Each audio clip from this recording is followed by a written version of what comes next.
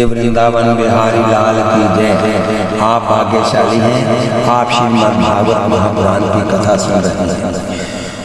उस समय के उस पापी जीव के दुखों का अंदाजा लगाना मनुष्य की शक्ति से बाहर है। यहाँ तक हमने कथा छोड़ी थी, अब यहीं से शुरू करते हैं। इसलिए उन दुखों से बचने के लिए मनुष्य को सदा अधर्म से विमुख होकर धर्म में मन लगा परमेश्वर का भजन करना चाहिए।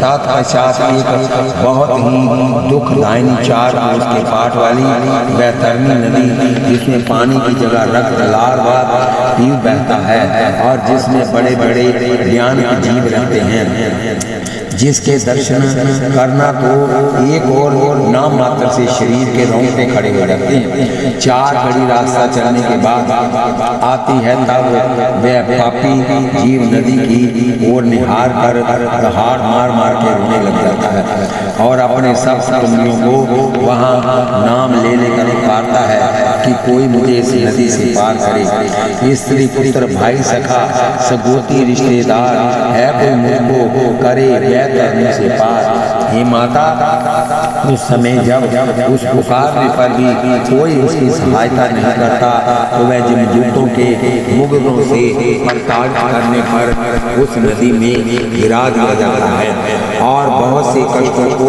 उठाता हुआ उनका वर्णन जीवा से किया जाना कठिन है, उससे पार हो जाता है। तथा इसी प्रकार वह परमात्मा क्लेशों और दुखों के 4 घड़ी में जमलोक में पहुंचा दिया जाता है। वह वहाँ चित्रगुप्त नामक जमराज का मंत्री उसके कर्मों का कागज देखकर उसे 28 कोस में जौन सा उनके लिए उचित समझा जाता है भेज दिया जाता है। उन नरकों की अवधि पूरी हो जाने पर वह रोगी रूप और अंगहीन कर 84 लाख योनियों में पटक दिया जाता है और इसके बाद उसको कहीं फिर मनुष्य का शरीर मिलता है। इसलिए हे माता, मनुष्य शरीर मिलने पर भव सागर पार उतरने की प्राणी को पूरी चेष्टा करनी चाहिए। बोलिए वृंदावन बिहारी लाल की जय, सुख सागर की जय और श्रीमद् भागवत महापुराण की जय। कपिल देव जी का देवभूति को ये बतलाना कि कौन पाप करने से मरने के उपरांत प्राणी को कौन सा दंड मिलता है। मैत्री जी ने कहा, हे विदुर, ये कथा सुनकर देवभूति कहने लगी कि हे कपिल देव, कौन पाप करने से प्राणी को मरने के उपरांत कौन सा दंड मिलता है, इसका वर्णन कीजिए। तब कपिल देव जी कहने लगे कि हे माता, जो कोई किसी का धन उसकी इच्छा से बिना चोरी से या बर चोरी से या धोखाधड़ी से ले लेता है, उसे जमदूत पहाड़ की बड़ी बड़ी चट्टानों से उठाते हैं और बड़े बड़े गीध उसका मांस खाकर कहते हैं कि हे पाप आत्मा, जितना तैने दूसरे का धन लिया है उतने कल्प तक तुझे इसी प्रकार दुख भोगना पड़ेगा। जो मनुष्य आप ही अच्छे भोजन और वस्त्र पहनकर और किसी कुटुंबी या दीन को नहीं देता, मरने के बाद जमदूत थे उसी का मांस देकर कहते हैं कि हे दुष्ट, जिस प्रकार तैने अपने शरीर को पाला था आप उसी का मांस खाकर अपना निर्वाह कर। जो किसी संत महात्मा दीन और दुखिया को खोटे वचन कहकर आंख निकाल कर देखता, उसकी हीर आंख निकाल लेते हैं और उसे जमदूत नाना प्रकार का कष्ट देते हैं। जो मनुष्य या राजा कर्मचारी किसी को वृथा दंड देता है, उसे जमदूत 2 पत्थरों के नीचे देकर कोल्लू की तरह पेलते हैं। जो किसी को भोजन में विष देता है, उसे एक बहुत ऊंचे वृक्ष पर से जिसमें तलवार की तरह उनके तीखे पत्ते होते हैं गिराते हैं, जिससे उसके शरीर के टुकड़े टुकड़े हो जाते हैं। जो पर स्त्री से गमन करता या जो स्त्री पर पुरुष से गमन करती है, उसको अग्नि की तरह जलते हुए लोहे के संग से निपटा दिया जाता है। जो बेईमानी से किसी की द्रोह हड़प जाता है, उसके शरीर पर गर्म तेल करके छिड़का जाता है और फिर उबलते हुए तेल के कड़ाहे में डाल दिया जाता है। जो मनुष्य जीव हिंसा करते हैं उनको लाला भक्ष नाम नरक में डाल दिया जाता है, जिसमें स्वाय लहू लाल और पीर के कुछ नहीं होता, और भूख प्यास लगने पर उसे उसी में से खाने के लिए दिया जाता है।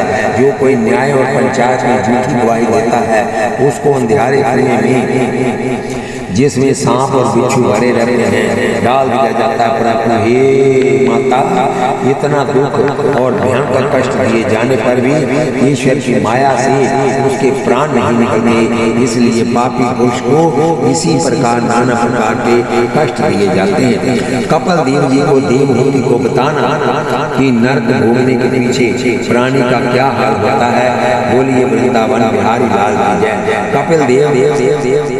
कपिल देव जी कहने लगे कि माता, जो कभी परमात्मा का नाम नहीं लेकर सदा पाप कर्मों में लिप्त रहता है उन्हीं मनुष्यों की उपरोक्त गति होती है और नरक भोगने के उपरांत वह पशु पक्षी आदि का तन प्राप्त करते हैं। इस प्रकार 84 लाख योनि भोगने के उपरांत फिर मनुष्य का जन्म पाते हैं। इतनी कथा सुनकर देवहूति कहने लगी, हे कपिल देव, संसार में ये पुरुष स्वर्ग भोग कर आया है और ये नरक होकर आया है, ऐसा पता किस प्रकार लग सकता है। कपिल मुनि कहने लगे कि हे माता, संसार में जो मनुष्य जन्म लेकर काने कुबड़े क्रूर अंधे और करूप अंधे और दरिद्री होकर सदा चिंताओं में फंसे रहकर दुख भोगते रहते हैं वह नरकों को भोग कराते हैं, तथा जो रूपवान धर्मान गुणवान नीतिवान और धर्मात्मा होकर सदा भगवान के भजन में प्रेम रखते हुए संसार में आनंद से जीवन व्यतीत करते हैं, वे स्वर्ग के सुख भोगकर संसार में जन्म लेते हैं, ऐसा समझना चाहिए। इसलिए जो केवल पाप ही करते हैं वह नरकों को भोगकर और इस संसार में जन्म लेकर सदा दुख भोगते हैं, तथा जो केवल पुण्य करते हैं वह स्वर्ग में देवता और गंधर्व बनकर नाना प्रकार के सुखों का उपभोग करते हैं। एवं जो पाप और पुण्य दोनों करते हैं वह स्वर्ग का भोग कर संसार में फिर जन्म लेते हैं। ये माता, जिनके पाप और पुण्य कुछ नहीं होते वह मुक्त होकर आवागमन के बंधन से छूट जाते हैं। हे माता, एक अचंभे की बात यह है कि परमेश्वर की कृपा से प्राणी मनुष्य बिल्ली कुत्ता शुक्र का शरीर पाकर सदा उसी में रहने की इच्छा करता है और उसी में अपने आप को प्रसन्न पाता है, और हर एक प्राणी में सात राज और तामसिक गुणों में से एक अवश्य रहता है, और इन्हीं गुणों में से शुभ अशुभ कर्म करने से सुख और दुख सदा भोगता है। और जब तक परमेश्वर की कृपा नहीं होती तब तक संसारी माया में फंसा रहकर रहट के कीड़ों की तरह आवागमन के चक्कर में फंसा रहता है। इतनी कथा सुनकर देवहूति कहने लगी, हे कपिल देव, कोई ऐसा उपाय बताइए जिससे जीव को सदा के लिए संसारी बंदरों से छुटकारा मिल जावे। कपिल मुनि कहने लगे कि हे माता, संसारी बंदरों से छूटने के उपाय मैं आपके सामने कहता हूँ, सो ध्यान लगाकर सुनना। सत्य बोलकर कभी झूठ नहीं बोलना, आचार विचार से रहना, सब जीवों की रक्षा कर सबसे प्रेम करना, बिना प्रयोजन अधिक न बोलकर बुद्धि को नष्ट नहीं करना, कुसंगति और कुकर्म से सदा अलग रहना, विपत्ति पड़ने पर धैर्य रख सदा प्रसन्न रहना, जो कुछ परमेश्वर की कृपा से मिल जाए उसी पर संतोष रखना, दूसरे को सुख और संपत्ति वैभव को देखकर कभी न जलना, अच्छे कर्म करके सदा संसार में जश लेना, किसी की निंदा और बुराई न करना, काम क्रोध मद लोभ और मोह और अहंकार से अलग रहना, परमेश्वर में प्रीति रख सदा हरि की कथा कीर्तन सुनना, विपत्ति और भय के सामने भी कभी धर्म को नहीं छोड़ना, पर स्त्री से भूल कर भी प्रसन्न करना, तो एक और स्वप्न में भी उसका चिंतन नहीं करना। साधु संत गो ब्राह्मण दीन और दुखी की सदा सेवा कर उनका कभी अनादर नहीं करना। अपने माता पिता गुरु और अन्य बड़े बूढ़ों में चलकर सदा उनका मान करना। दुख और सुख में सदा एक समान रहकर और सब भली और बुरी बातों में परमेश्वर की इच्छा समझकर तथा सदा संतोष रख आनंद में मगन रहना। हे माता, उपरोक्त नियमों का जो प्राणी पालन करता है उसका परमेश्वर की कृपा से भव सागर से बिगड़ा पार अवश्य हो जाता है। इसलिए सदा सत्संग में रहकर सदा हरि कथा सुननी चाहिए, क्योंकि बिना सत्संग किए उपरोक्त ज्ञान मनुष्य को मिलना दुर्लभ है। और भूल कर भी एकांत में किसी अन्य स्त्री के पास तो क्या, अपनी माता बहन और बुआ आदि जुआ स्त्रियों के पास भी नहीं बैठना चाहिए, क्योंकि ये कामदेव बड़ा बलवान और अंधा है। जिस समय ये मनुष्य पर सवार हो जाता है उस समय पता नहीं क्या क्या अनर्थ करवा देता है और साधारण मनुष्यों को क्या क्या कहनी। ये बलवान कामदेव बड़े बड़े ऋषिश्वर और मुनीश्वरों के मन को भी भिगा देता है। घास पात जो खात है ताहि सतावत काम, माखन मिश्री खाते जो तिनकी जान राम। इसलिए हे माता, जब तक माया को मनुष्य दूर नहीं करता तब तक मायापति परमेश्वर उसको प्राप्त नहीं होता। वह माया दो प्रकार की है, जड़ और चैतन्य। उसमें जड़ को द्रव्य धन समझना चाहिए। हे माता, जो मेरे सबके बल होते हैं वह इन दोनों प्रकार की माया से वमन के समान जानकर इसकी ओर मुख भी नहीं करते, परंतु जो दुष्ट दुनिया को धोखा देने के लिए मेरे भक्तों का सामान बना गेरवा कपड़ा ले लेते हैं, वह सदा स्त्री चैतन्य और विशेषकर जड़ में लिप्त रहकर के भी उसे ही सुख का साधन समझते हैं। और सबसे आश्चर्य की तो ये बात है कि माया में लिप्त रहकर भी अपने आप को ब्रह्मा बाहरिया और ब्रह्मा विष्णु महादेव तथा अन्य देवताओं को अपना चेला व सेवक समझ माया को स्वर्ग का सुख समझते हैं।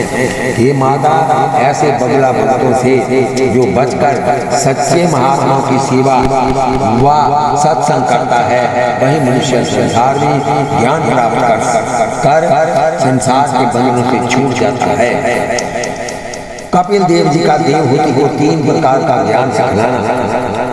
कपिल देव जी कहने लगे कि हे माता, अभी मैंने आपको जो स्त्री और द्रव्य से अलग रहना बताया है उसे सुनकर आप स्त्री जाति होने के कारण मन में बुरा मत मानना और ये भी मत सोचना कि संसार में बिना स्त्री और द्रव्य के निर्वाह होना कठिन ही नहीं बल्कि असंभव है।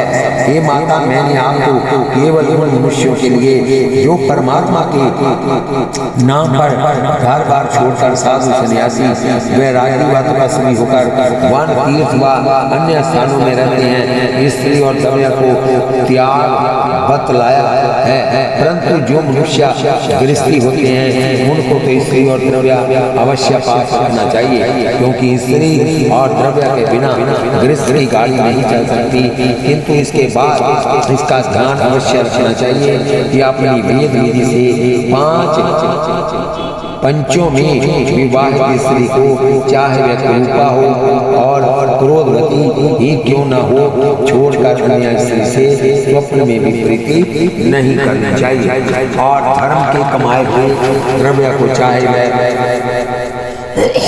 थोड़े ही ना हो थोड़े क्यों ना हो छोड़कर पाप की कमाई से सदा विमुख रहना चाहिए तथा नित्य देव कर्म पितृकर्म और परमेश्वर की पूजा कर सब वस्तुओं को परमेश्वर के समर्पण करके उपभोग करना चाहिए। और साधु असहाय दीन और अतिथि की सदा सेवा कर शक्ति के अनुसार उसको भोजन वस्त्र देना चाहिए।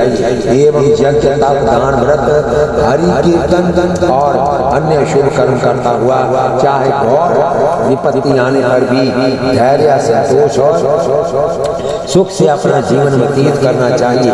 एवं जिस प्रकार कमल का फूल जल में रहते हुए भी उससे अलग रहता है, इसी प्रकार स्त्री पुत्र, धन और संसारिक व्यवहारों में रहता हुआ भी उनमें अधिक मन न फंसा परमेश्वर का चिंतन करता हुआ अलग रहना चाहिए।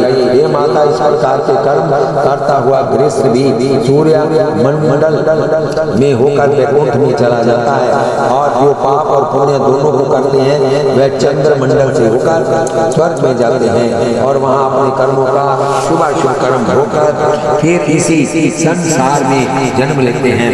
और जो साधु होने पर स्त्री दबे में फंसे रहते हैं और गृहस्थ हो कर पाप कर्मों में रहते हैं, वह नरकों को होकर 84 लाख जन्मों में तेली के बैल की तरह चक्कर काटते रहते हैं और इसी जन्म में भी सुख को प्राप्त नहीं करते हैं। माघ से लेकर आषाढ़ के महीने तक 6 महीने सूर्य, माघ से लेकर आषाढ़ के महीने तक सूर्य महीने 6 महीने सूर्य उत्तरायण में रहते हैं। सो उन दिनों में परमात्मा जीव मरने वाला सूर्य मंडल में से होता हुआ वैकुंठ में जाता है, और सावन से लेकर पोष तक 6 महीने सूर्य उत्तरायण में रहते हैं।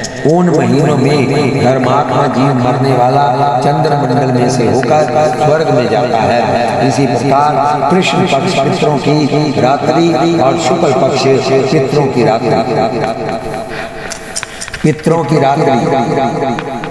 कृष्ण पक्ष पितरों की रात्रि और शुक्ल पक्ष पितरों की रात्रि और शुक्ल पक्ष पितरों का दिन होता है। सो पितरों के दिन में मरने वाला वैकुंठ में और पितरों की रात्रि में मरने वाला स्वर्ग में जाता है। किंतु पापी पुरुष चाहे जिस महीने में और जब चाहे जिस तिथि व पक्ष और नक्षत्र में क्यों न मर जावे, उसे तो नरक भोगना अवश्य पड़ता है। इसलिए हे माता, मनुष्य को सदा पाप कर्मों से बचकर ईश्वर का भजन करना चाहिए। जो भक्त मेरी साधु की भक्ति करते हैं वे अनेकों जन्म में और राजसी भक्ति करने वाले अनेक जन्मों में तथा नवदा भक्ति करने वाले उसी जन्म में मुक्त हो जाते हैं। इनको छोड़कर मुक्ति के 3 मार्ग और हैं। हे माता, उनको भी ध्यान से सुनना चाहिए। अपने अपने आश्रम और वर्णानुसार शुभ कर्म जो कि वेद और शास्त्र में लिखे गए हैं करके बुरे कर्मों से पृथक रहना, प्रेम और भक्ति से परमेश्वर को भजना और संसारी माया को झूठा समझकर अलग रहना, सब जीवों में परमेश्वर का प्रकाश समान देखकर किसी से वैर नहीं करना और सदा संतुष्ट रहना। हे माता, जिस प्रकार ईख से गुड़, शक्कर, चीनी और बूरा आदि कई पदार्थ अपनी रुचि के अनुसार बनाए जाते हैं, परंतु मिठास सब में होती है, इसी तरह जप, दान, यज्ञ और व्रत आदि अनेक शुभ कर्म यद्यपि अलग अलग विधि से बताए गए हैं, लेकिन इन सब का उद्देश्य केवल संसार की मुक्ति पाने के लिए है। परंतु जो भक्त मेरी पूजा, कीर्तन और भजन करते हैं वह सहज में ही शीघ्र मुक्त हो जाते हैं। और जो पापी पुरुष होते हैं उनको मेरा भजन इस प्रकार अच्छा नहीं लगता जिस प्रकार शुक्र को ही शक्कर अच्छा न लगकर विष्टा ही अच्छी लगती है। पापी तज कर हरि कथा माया मन लिपटाए, जैसे शुक्र खांड भी तज कर विष्टा खाए। इसलिए जिस प्रकार अंधकार को सूर्य और सूर्य को अंधकार अच्छा नहीं लगता, उसी प्रकार पापी को मैं और पापी मुझे स्वप्न में भी अच्छा नहीं लगता। हे माता, उपरोक्त गुप्त ज्ञान तुमको बता दिया है, तो इस पर चलने से तुम्हें पिताजी विमान और मेरे वियोग का कष्ट नहीं होगा और इसके प्रताप से भवसागर का बंधन सदा के लिए टूट जाएगा। जो प्राणी इस ज्ञान को कहे सुने लाखान भव बंधन से मुक्त हो, कृपा करे भगवान। बोलिए वृंदावन बिहारी लाल की जय। आगे कथा सुनिए। कपिल देव मुनि का पूर्व दिशा की ओर जाना तथा देवहूति का सरस्वती के किनारे भगवान के ध्यान में मुक्त होना। मैत्रेय जी कहने लगे, हे विदुर, देवहूति इस प्रकार ज्ञान सुनकर हाथ जोड़ कपिल मुनि की स्तुति करने लगी। हे सारेश्वर, आपने जिस प्रकार कच्छ, मत्स्य, वराह और वामन आदि अवतार धारण कर पृथ्वी का भार हटा भक्तों को सुख दिया था, इसी प्रकार मेरे घर से अवतार धारण कर संसार और मेरे हित के लिए मुझे ये ज्ञान बतलाया है। ये जगदीश्वर, इस ज्ञान के सुनने से मुझे अब किसी प्रकार का भी दुख नहीं रहा है। यह सुन कपिल देव जी कहने लगे कि हे माता, मैंने जो ये ज्ञान आपको बताया है उसको माता पिता, गुरु और हरि से विमुख मनुष्यों को मत सुनाना, क्योंकि जो वस्तु जिसके योग्य नहीं है उसे देने से वह वस्तु नष्ट हो जाती है। इसलिए श्रेष्ठ अधिकारी जानकर इस ज्ञान को सुनना। और हे माता, अब मैं गंगा सागर की ओर जा रहा हूँ, तो जिस वस्तु की चाहना हो वही वरदान मांग लो। ये सुनकर देवहूति कहने लगी कि हे परमेश्वर, जब आपने स्वयं मेरे गर्भ से अवतार धारण कर लिया तो फिर और कौन वस्तु की चाहना बाकी रही है। बस केवल इसी बात की इच्छा है कि सदा आपकी भक्ति बनी रहे। तदंतर एम वस्तु कहकर कपिल देव जी पूर्व दिशा की ओर चल गए और देवहूति ने विमान आदि सब सामग्रियां वहीं छोड़ संसारी माया मोह से मन हटा सरस्वती के किनारे बैठ भगवान का ध्यान सच्चे मन से लगा लिया। और कुछ ही दिन के बाद ईश्वर की कृपा से उसके शरीर का जल बनकर सरस्वती में समा गया तथा उनकी चैतन्य आत्मा प्रभु के रूप में मिलकर मुक्त हो गई। इतनी कथा सुनाकर मैत्रेय जी कहने लगे, हे विदुर, जब कपिल देव जी समुद्र के किनारे गंगा सागर के समीप पहुंचे तो समुद्र ने उनकी सेवा पूजा कर उनको आदर से बैठने के लिए आसन दिया और तदंतर कल युगवासियों को ज्ञान और तप शिक्षा देने के लिए वही योगाभ्यास करने लगे। इतनी कथा सुन श्री सुखदेव जी कहने लगे कि जो ज्ञान कपिल देव जी ने देवहूति को और मैत्रेय जी ने विदुर जी को सुनाया था वही ज्ञान मैंने आपको सुनाया है। सो जो कोई नर नारी इस ज्ञान को सच्चे मन से कहकर कहे सुनेंगे, उनके सब पापशील होकर परमेश्वर की कृपा से उनको मनवांछित सुखों की प्राप्ति होगी। जो इस तीजे स्कंद को कहे सुने चितलाए उसको सुख संपत्ति सदा देवेंगे जदुराय। बोलिए वृंदावन बिहारी लाल की जय, सुख सागर की जय।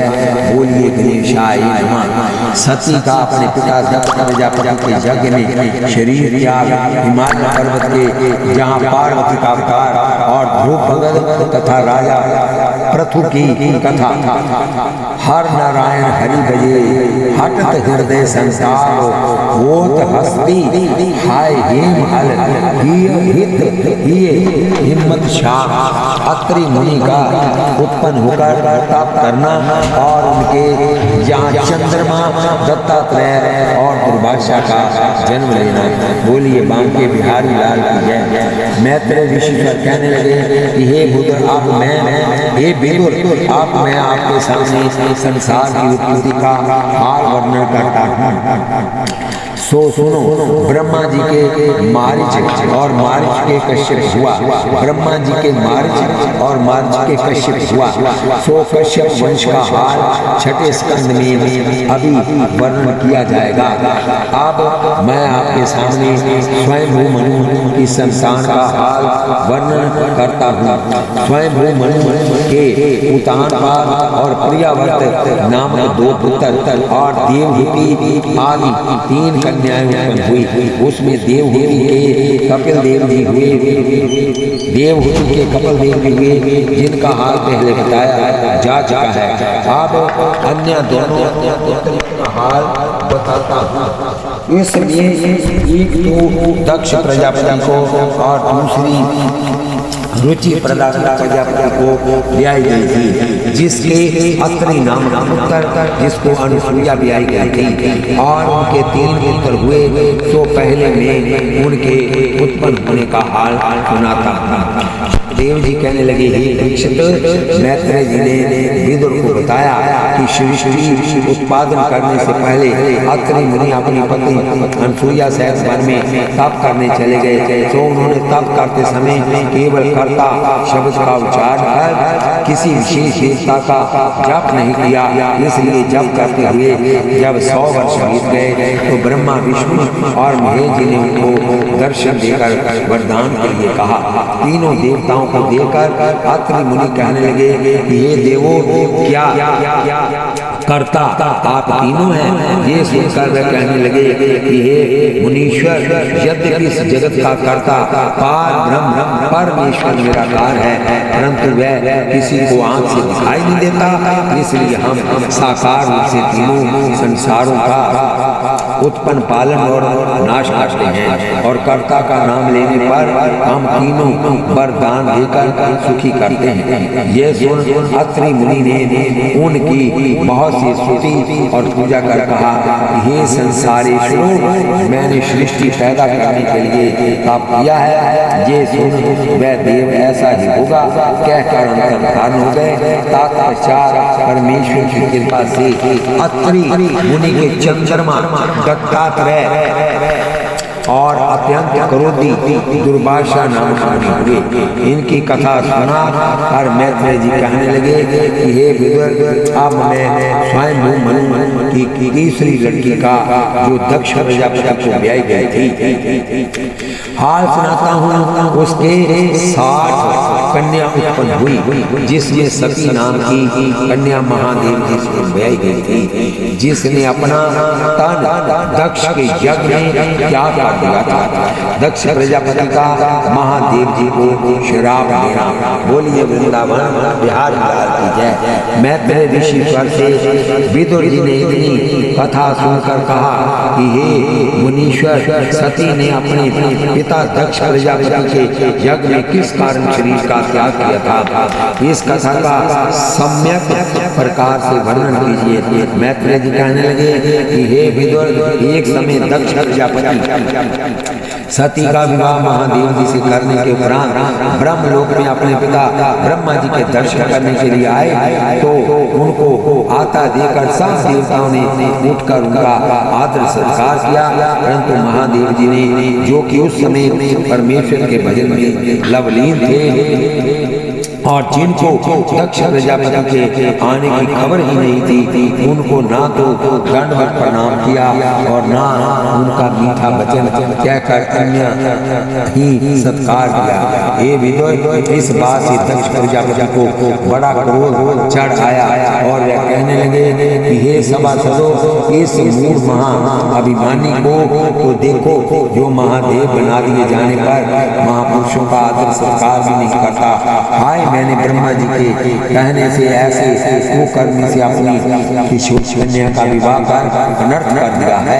इस प्रकार सर्प को दूध पिलाने पर उसमें विष ही बढ़ता है, इसी प्रकार दुष्टों के गुण करने पर भी दुख की प्राप्ति ही प्राप्ति होती है। इसलिए सभासदों, मैं इस जहरीले सर्प निपटाने वाले महादेव को शाप देता हूँ कि आज से इसका यज्ञ में कोई भाग नहीं होगा।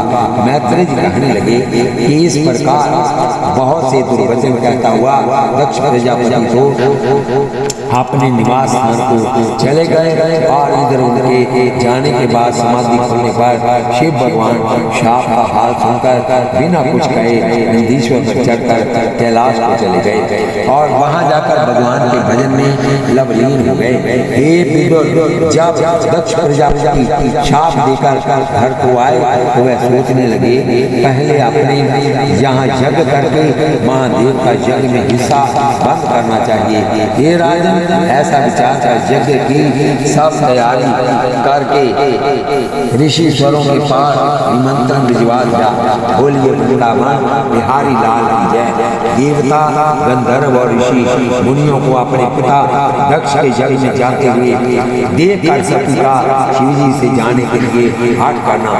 मैत्रेय जी कहने लगे कि हे विदुर, दक्ष प्रजापति के निमंत्रण भेजने पर सब देवता, दैत्य, गंधर्व, किन्नर, यक्ष और ऋषिश्वर और मुनीश्वर अपनी अपनी स्त्रियों सहित वस्त्र और भूषण से सजकर अपने अपने वायु जानों पर सवार हो आनंद से गाते बजाते हुए आकाश मार्ग से जा रहे थे। जिसको जाते हुए देखकर और अपने पिता के यहाँ यज्ञ सुनकर सती के संताप की कोई सीमा नहीं रही, क्योंकि जिसके महोत्सव होने पर भी यदि जमाता और कन्या न बुलाई जावे, इससे बढ़कर अपमान और दुख क्या हो सकता है।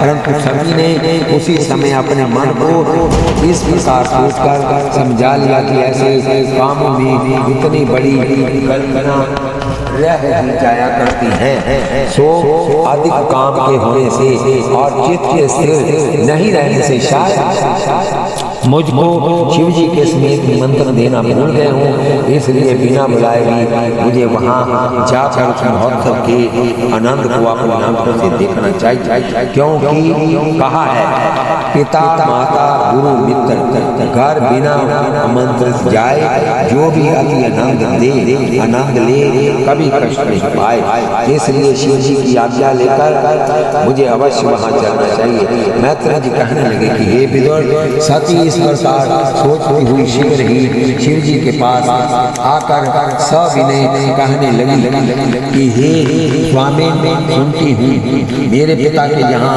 बड़ा भारी यज्ञ है, जिसमें तमाम देव दानव वायु जानों में चढ़कर आनंद से इस सह जा रहे हैं। शायद काम काज के बखेड़े और भीड़ भड़के में पिताजी हमको निमंत्रण देना भूल गए हैं, इसलिए हमें भी किसी बात का ख्याल न करके वहाँ चल देना चाहिए। क्योंकि शास्त्रकारों ने कहा है कि माता पिता और गुरु के घर बिना निमंत्रण चले जाने से सुख ही होता है।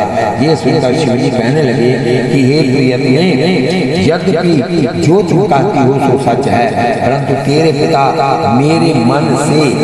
मेरे से मन में शत्रुता रखते हैं और भूल कर ही नहीं बल्कि खूब सोच समझकर मेरा अपमान करने के लिए ही इस यज्ञ का श्री किया। इसलिए निरांतर की जगह स्वप्न में भी भूल कर नहीं जाना चाहिए। कहा है, माता पिता गुरु मित्र गए निरांतर होए, ऐसा मन संकल्प हो निज घर जाइए सोए, निज घर जाइए सोए, भूल कब मत जाइए, शब्द पकवानी छोड़ टूक रूखा घर खाइए। हर रायन कहे निरांतर यदि हो जावे, उस दुख का बनी भाव चित्त को निशी दिन खावे। इसलिए वहाँ जाने पर तुम्हारा निरांतर होगा और इससे तुमको नहीं बल्कि हमको भी दुख होगा। मैत्रेय जी ने कहा कि हे विदुर, इस प्रकार सती शिव जी ने बहुत समझाया, परंतु उन्होंने वहाँ जाने का हाथ पकड़ लिया। ये देखकर शिव जी सोचने लगे कि जो आज सती इस प्रकार हमारी आज्ञा नहीं मानकर जाने के लिए हट करती है, इस बात में ईश्वरी इच्छा बलवान समझनी चाहिए, क्योंकि वहाँ जाने पर हमको भलाई नहीं दी। इस प्रकार मन में विचार कर शिव जी ने कहा कि हे सती, जैसी तुम्हारी इच्छा हो वैसा करो। सती का अपने पिता के यज्ञ में जाकर शरीर त्यागना।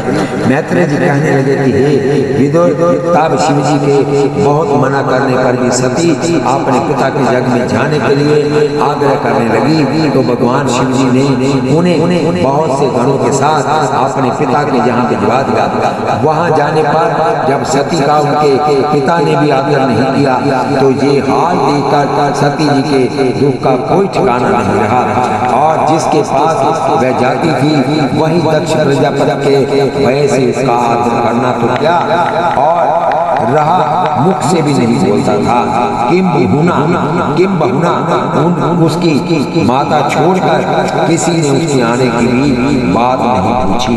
ये हाल देखकर सती जी के चित्त को इतना कष्ट हुआ कि जिसका वर्णन जीवा से किया जाना कठिन है, और वह दुखित होकर मन में सोचने लगे कि हाय, मैंने बिना प्राणनाथ की आज्ञा के यहाँ आकर कैसा अनर्थ किया। बड़े बूढ़ों और ज्ञानी महात्माओं ने कहा है, जो स्वामी के वचन सुन हंसी माही उड़ाए, लहे न सुख संसार में चित माही पछताए। मैत्रेय जी कहने लगे कि इस प्रकार मन में बहुत पछताकर सती जी यज्ञशाला में बैठ गई, और जब उसने वहां भी अपने पिता को महादेव जी का अपमान कर दुर्वचन कहते हुए सुना और अपने स्वामी का भाग यज्ञ में निकाला नहीं देखा तो क्रोध कर कहने लगी कि हे सभासदों, मेरे पिता की दुर्दैव से आज बुद्धि मारी गई है, इसलिए ये जो सब देवों में महादेव है उनको खोटे वचन कहकर उनका यज्ञ में भाग नहीं निकालते। मैत्रेय जी कहने लगे कि हे विदुर, इसके बाद सती जी फिर क्रोध में आकर अपने पिता से कहने लगी कि हे पिता, जिनका संसाधिक और नारदादि मुनीश्वर गुणगान कर सदा स्तुति करते हैं, उनका कहने अपमान कर अच्छा नहीं किया। बोलिए बांके बिहारी लाल की जय, जुगल सरकार की जय। कथा को सुने, इसको सब्सक्राइब, लाइक और शेयर करें। जहाँ जहाँ तक ये कथा जाएगी, जो लोग सुनेंगे उनका आधा पुण्य आपको भी मिलेगा। बोलिए वृंदावन बिहारी लाल की जय। कलयुग केवल नाम धारा, सिमर सिमर नर उतरे पारा। कलयुग में केवल नाम का आधार है, धूप दीप चाहे न जलाएं, और मानसिक सेवा का सबसे बड़ा महत्व है। बोलिए वृंदावन बिहारी।